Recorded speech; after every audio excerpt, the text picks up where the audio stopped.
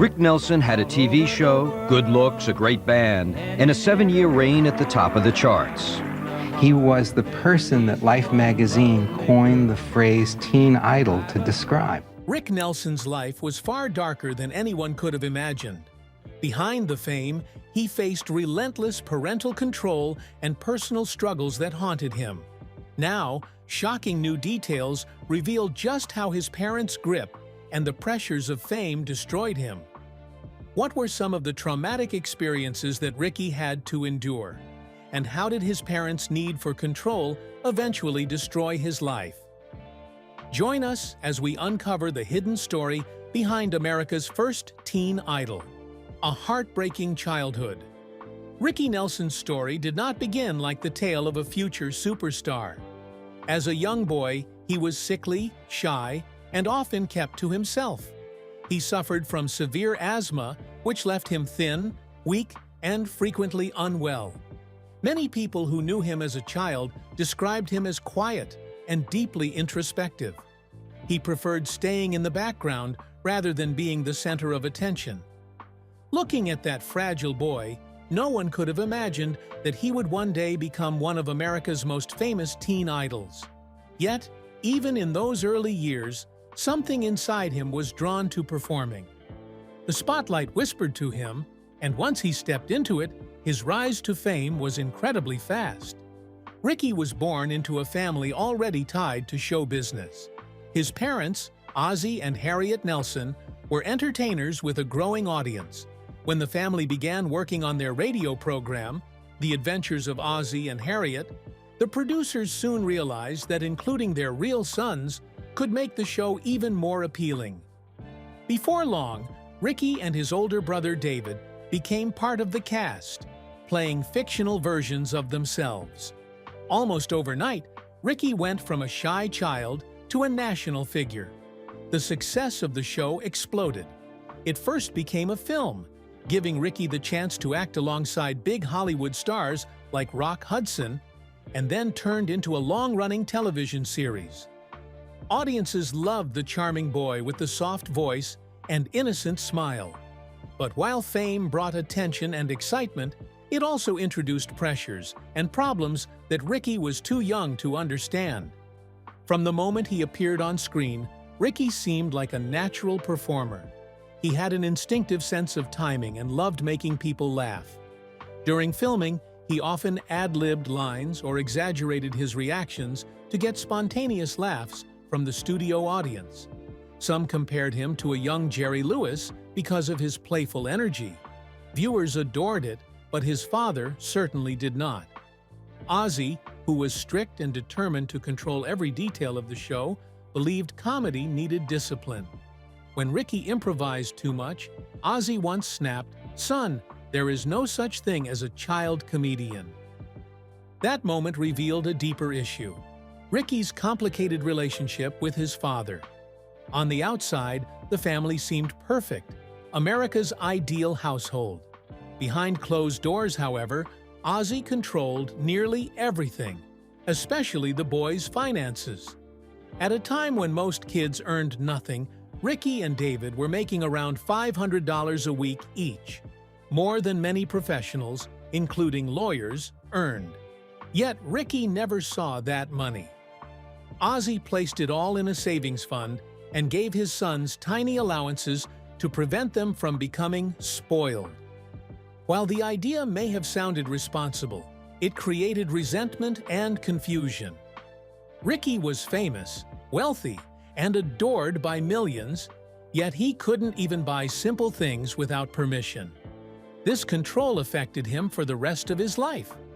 As the show continued, and Ricky became a central reason for its success, the divide between his public image and personal life widened. He was too famous to live like a normal child, but too restricted to enjoy the freedom of a star. He didn't fully belong in either world, and the isolation took a toll. At school, Ricky grew distant from his classmates. Many students didn't know how to relate to a boy who appeared on television each week, and Ricky struggled to connect with them. Feeling out of place, he began acting out. Ricky soon developed a reputation as a troublemaker and academic slacker. In typing class, where he received a D, he entertained himself by throwing spitballs and making funny voices behind the teacher's back. He skipped school regularly and even failed English because he was rarely present. But during this troubled period, something life-changing happened. He discovered music. Ricky picked up the guitar and drums, practicing for hours and developing real talent. He fell completely in love with rock and roll, especially the electrifying style of Elvis Presley. Rock music in the 1950s symbolized rebellion and youth pushing against strict expectations. For Ricky, who felt trapped between fame and control, it became his escape and his passion. The quiet, sickly boy who once hid in the shadows now found a voice. The escape he had longed for finally came from the most unexpected source, a woman who challenged him to take control of his life. But in what way did she change everything? The girl who changed everything. Ricky's growing love for rock and roll pushed him to break free from the strict control he had lived under for so long. As music took over the nation, teenagers everywhere began rebelling against traditional expectations, and Ricky was no different. After years of being shaped by his father's rules, he decided it was time to create his own image. His transformation was shocking for the clean-cut boy America thought it knew. He grew sideburns, slicked back his hair in a rebellious rock and roll style, and even tried to tattoo himself. For Ozzie Nelson, who valued a wholesome family image, this must have felt like a slap in the face. His carefully crafted television son was becoming a real-life rebel. But while Ozzie surely fumed, he soon had even bigger worries. Ricky's new look was the beginning of a lifestyle that would take him far beyond his father's reach. With fame came freedom and something else Ricky embraced wholeheartedly: attention from admirers. Ricky soon became famous for his good looks. Young women adored him, and he loved the excitement of being a teenage heartthrob. His fame opened doors to social circles and romantic flings with co-stars, fans, and fellow young celebrities. He wasn't shy about enjoying the benefits of stardom, and his flirtatious reputation grew quickly. One of his earliest romances developed right on the set of The Adventures of Ozzie and Harriet.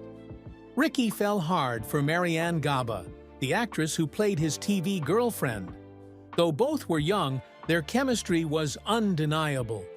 Their relationship didn't become serious, but it was far from innocent. Ricky later admitted that they would neck for hours, a confession that hinted at how passionately he threw himself into his teenage romances. Interestingly, Marianne was just the beginning. There would be many more girls after her. However, Ricky's love life soon became a major source of tension at home.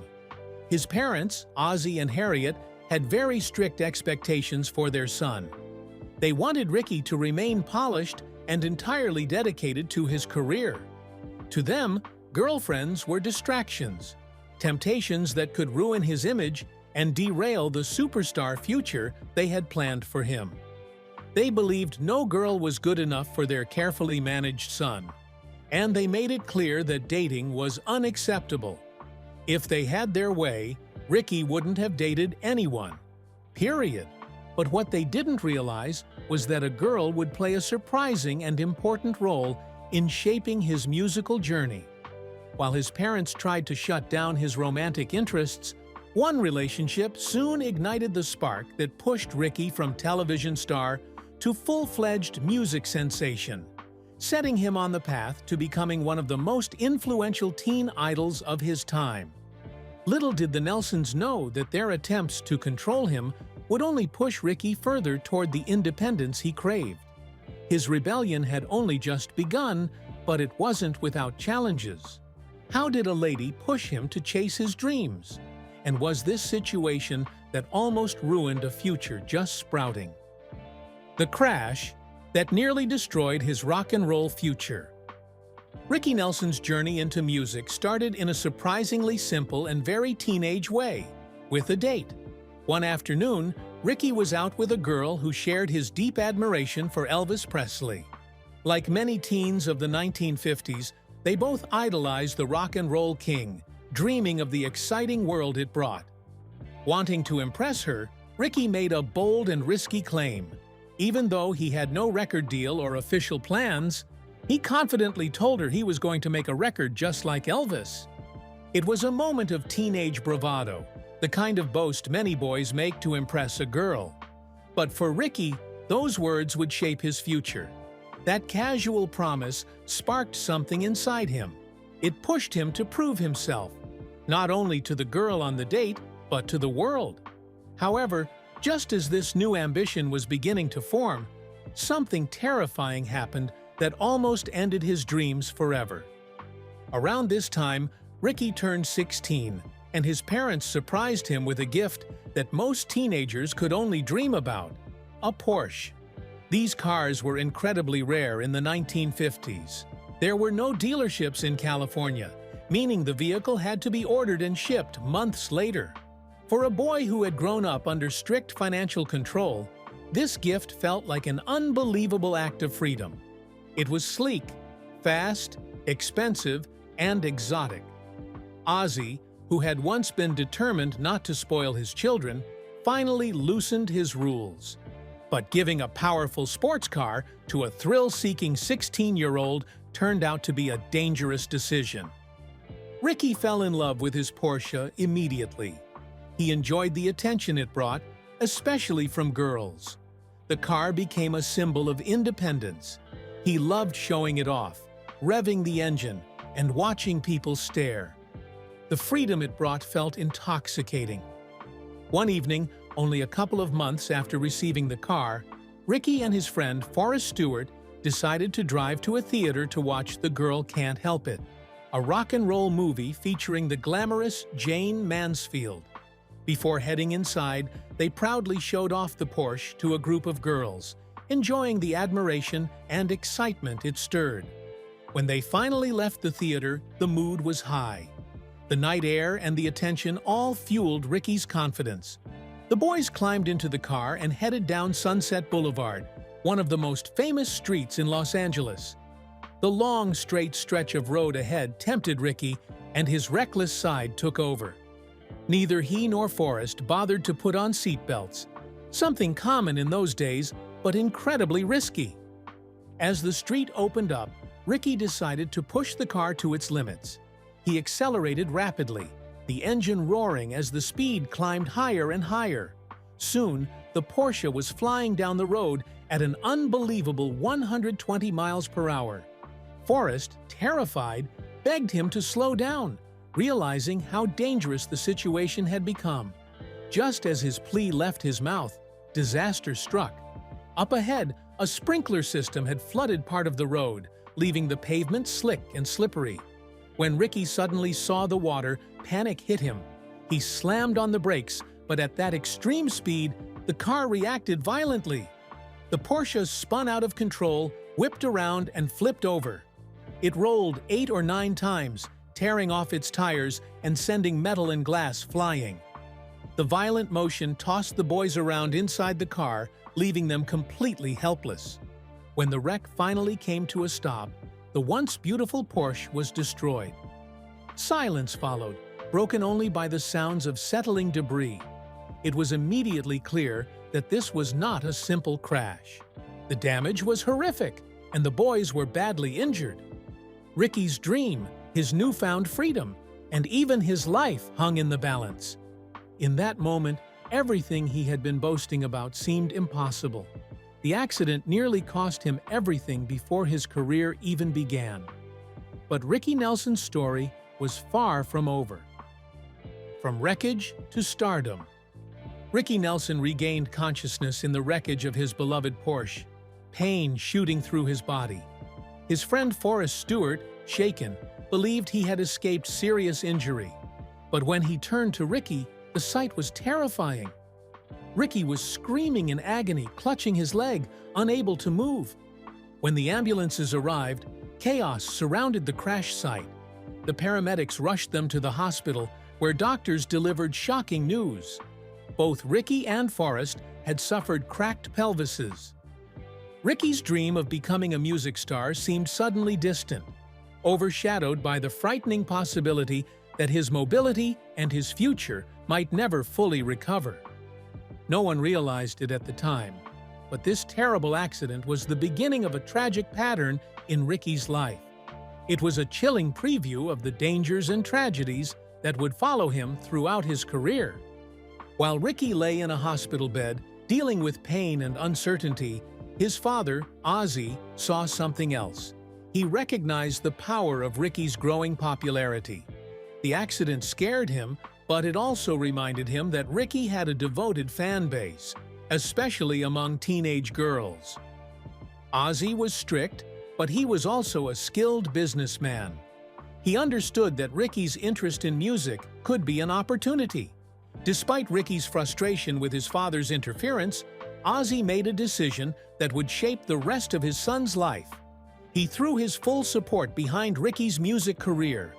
Instead of discouraging him after the accident, Ozzy pushed harder than ever, determined to turn Ricky's newfound passion into success. Whether Ricky wanted that level of control or not didn't matter. Ozzy was in charge, and he wasn't going to let the moment pass. With his industry connections and experience, Ozzy moved quickly.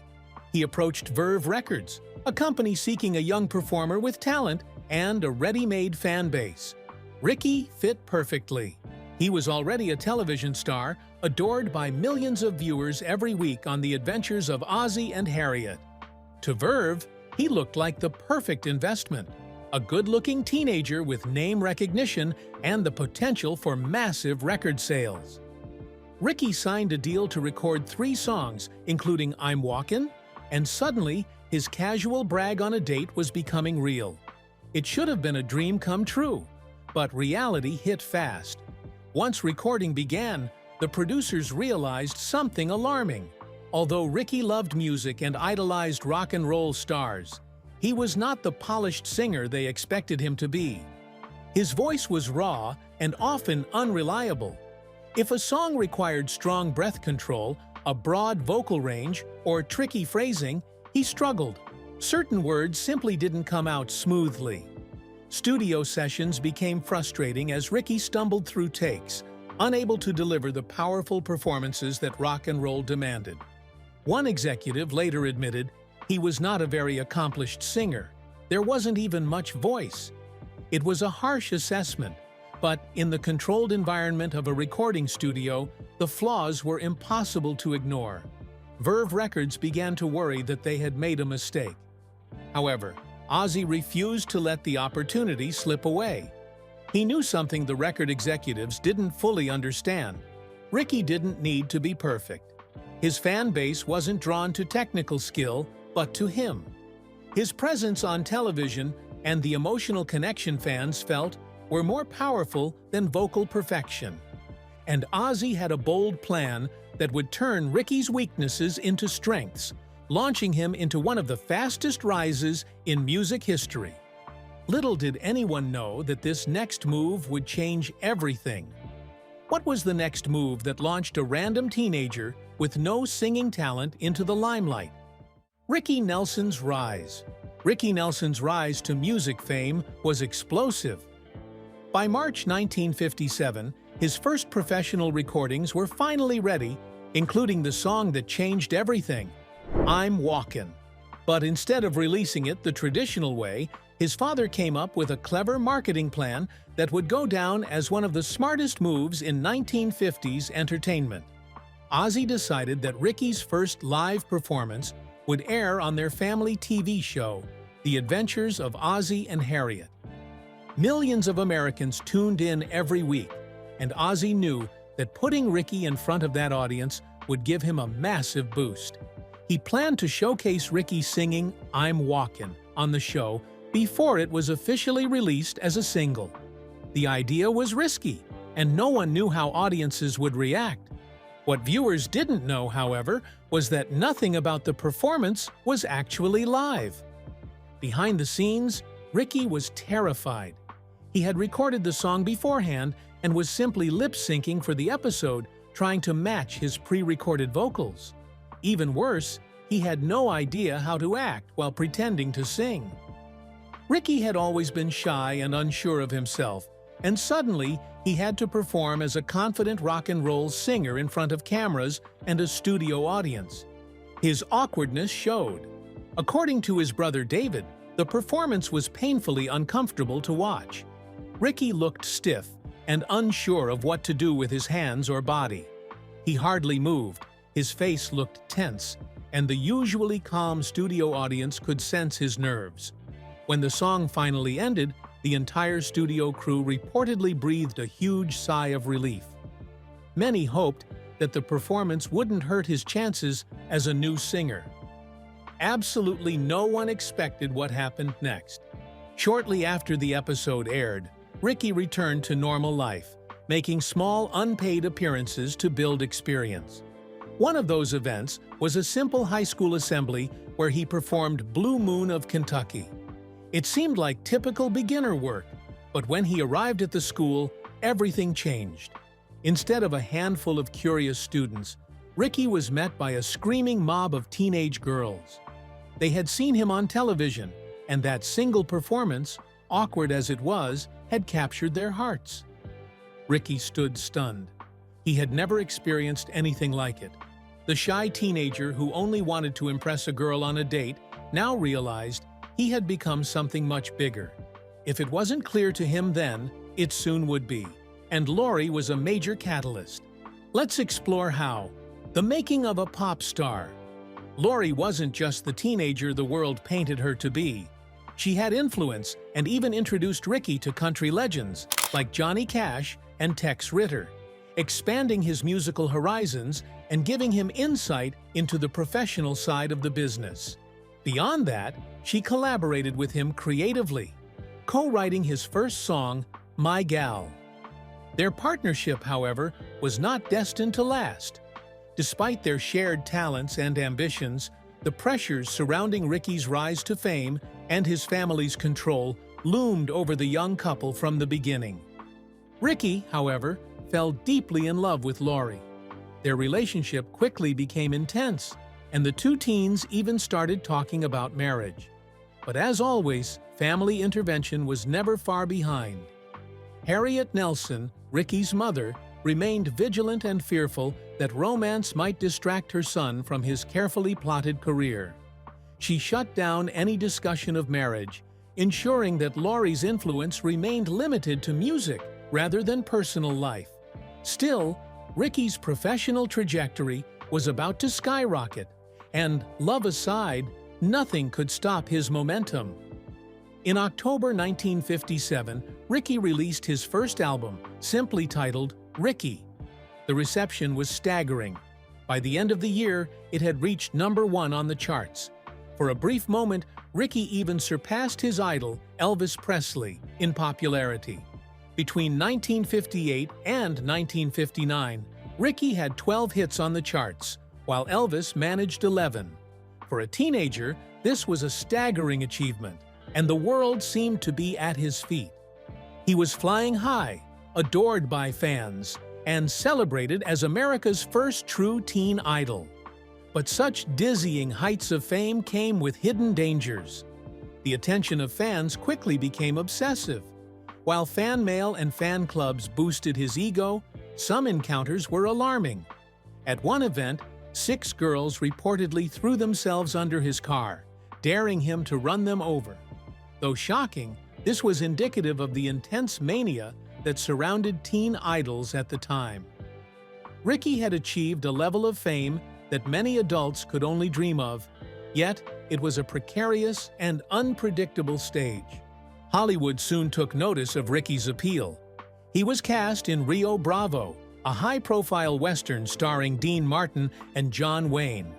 Director Howard Hawks capitalized on Ricky's popularity, giving him several singing scenes. The film was a massive hit, cementing his crossover appeal as both a singer and actor. At that moment, Ricky's career appeared untouchable, his image as a teen heartthrob reinforced by the screen as well as the charts. Yet the early 1960s would bring a major shift. The British invasion, led by the Beatles, changed the music industry and challenged American rock and roll icons. Even stars as monumental as Elvis Presley struggled to maintain their dominance. Ricky Nelson's seemingly untouchable fame began to fade as attention shifted across the Atlantic. Determined to remain relevant, he knew he had to reinvent himself, finding new ways to captivate audiences while navigating the changing musical landscape. Despite early success, Ricky Nelson's rise to stardom was fragile, a teenage ambition that could easily be disrupted by forces beyond his control. How did he navigate this tricky situation? The needed reinvention. By the time Ricky Nelson turned 21, he knew he needed to reinvent himself. The teen idol image that had propelled him to fame no longer fit the man he was becoming. Hoping to shed the squeaky clean persona, he dropped Ricky and began recording under the name Rick Nelson. It was a way of signaling maturity and seriousness as an artist, but in reality, it did little to revive the fame he had once enjoyed. The roaring success of his teenage years was behind him, and with it came the looming shadow of personal challenges. Amidst the pressures of a fading career, Ricky's personal life was about to take a brighter turn. He met Chris Harmon, a striking young woman who seemed almost tailor-made for him. Chris was the daughter of a famous football star and an actress-model mother, a life steeped in privilege and celebrity, much like Ricky's own upbringing. Unlike many of his past relationships, Chris had his parents' approval, which his parents usually withheld from his girlfriends. The family connection and shared understanding of celebrity life helped them form an immediate bond. The chemistry between Ricky and Chris was undeniable. Both had been raised under the scrutiny of overbearing parents, and both were naturally introverted despite their public lives. Their shared experiences of growing up in the spotlight created an unspoken understanding, a bond forged from mutual recognition of the pressures they faced. It wasn't long before their relationship deepened, moving faster than many would have expected. By 1963, Chris found herself pregnant, adding a sudden urgency to their relationship. The conservative and judgmental Harmon family made it clear that marriage was expected, leaving Ricky with little choice. On April 20th of that year, the couple married in what Ricky later described as a shotgun wedding. It wasn't the fairy tale romance he had imagined. It was a practical solution to a pressing problem. Though their love was genuine, the rushed nature of the wedding foreshadowed the challenges and stresses the couple would face in the years to come. Life carried on with new responsibilities. Ricky and Chris went on to have 4 children, but the expanding family did little to stabilize his career. The music scene had changed dramatically since Ricky's teenage heyday, and the public's attention was shifting elsewhere. Determined to reclaim his former glory, Ricky launched a comeback tour in the 1970s. The tour was ambitious, aiming to introduce new material to a modern audience and remind fans of his enduring talent. Unfortunately, the results were disappointing. During a performance at Madison Square Garden, the audience reacted harshly, booing him loudly. Some blamed police interference, while others speculated that the audience had simply grown tired of a former teen idol attempting a comeback. Whatever the cause, the rejection hit Ricky hard, leaving him frustrated and enraged.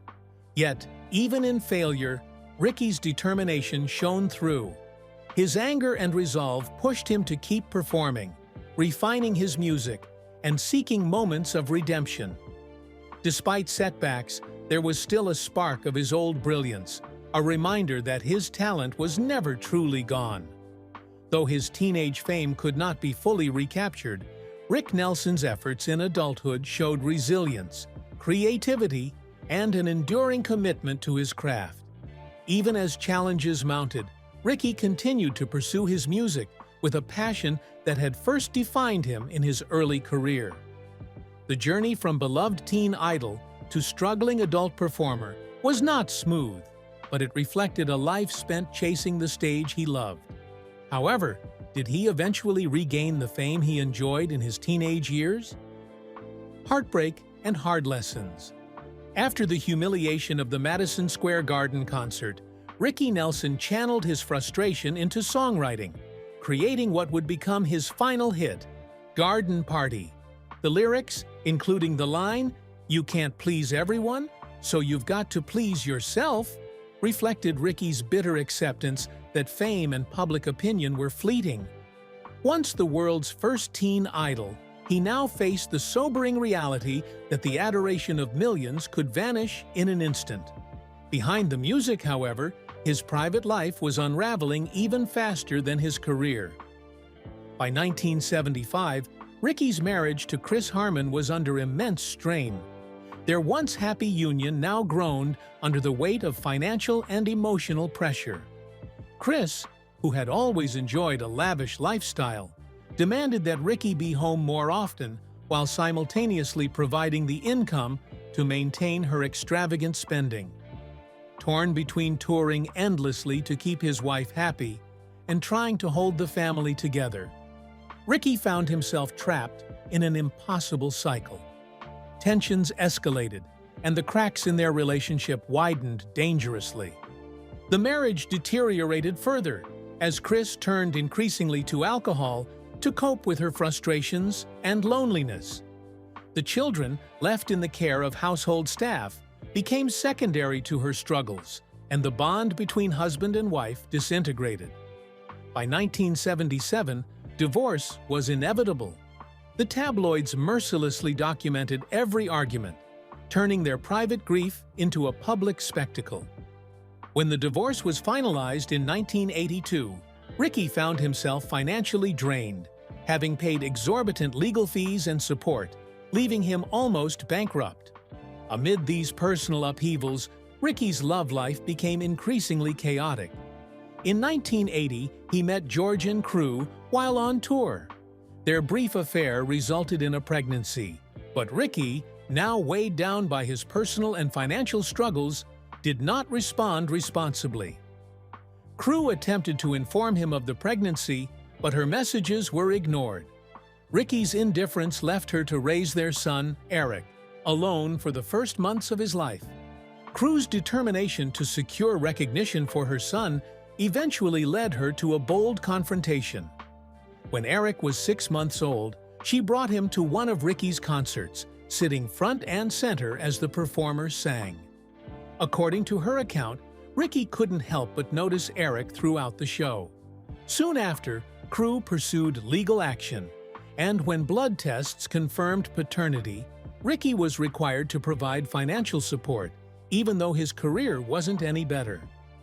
Amid the turmoil, Ricky eventually found his soulmate, Helen Blair, a stunning model and exotic animal trainer from Las Vegas. Their relationship ignited quickly. Blair joined him on tour within months and soon moved into his home, signaling Ricky's desire to settle down finally.